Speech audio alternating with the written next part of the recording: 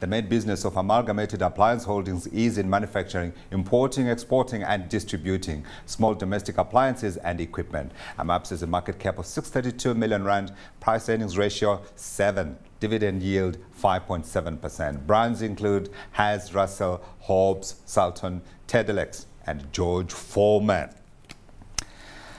This is an interesting one. Yeah, again, Is that end of the market where the Chinese have been coming? Well, interestingly, they've accommodated that in their business model. So, 20 years ago, these companies would have manufactured everything here using some regional incentive program to set up a plant somewhere.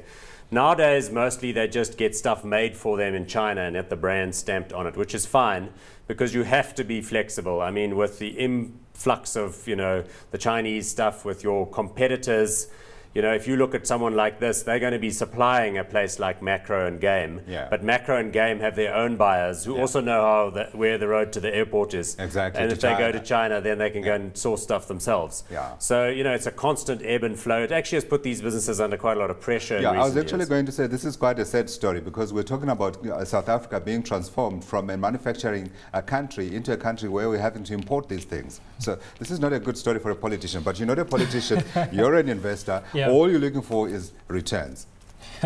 Well, yeah. You're going to coach it. Okay, fine. Look, I think what these businesses have been smart in recognizing is that they can't compete on a manufacturing basis. And we saw AMAPS a few years ago closing down their manufacturing leg and just going pure distribution. Could the government help them compete?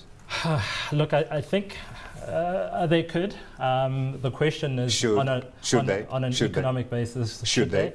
The answer, Economics 101 tells you that you should be competing at a company on stuff that you have a competitive advantage on. And history tells us just from a productivity, not even just a cost basis, productivity, South African manufacturing has lagged behind China. So it's not a rand issue, it's not a plowing money into the sector issue. I think it's ultimately a productivity issue. Yeah, but it is a rand issue, isn't it, Paul? Because what the rand does affect what they do when they go to China. Unfortunately, they really battle with leads and lags, and if the rand moves around in a big way, that can be hugely problematic for them. Yeah. But I think there is scope for doing some specialist local assembly and, kind of looking at the market and looking at the margins and so on.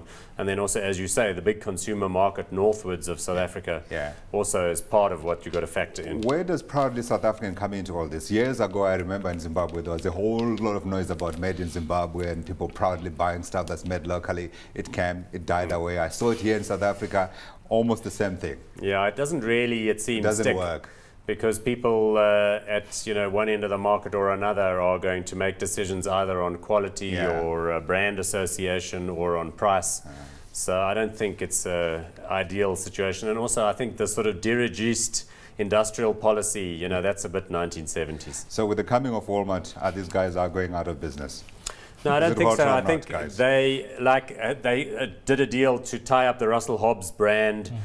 George Foreman is, it's an associated Sultan. So people. You fought in the 1980s. Who cares? So now the idea is that people will buy those appliances because they've got a positive brand association. So the price point is right.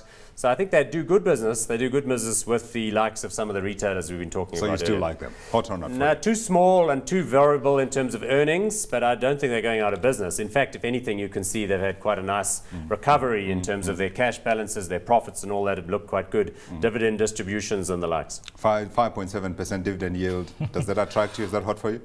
It does attract us. Actually, when we started buying the position, so I'm throwing out that we are current owners. Thank you.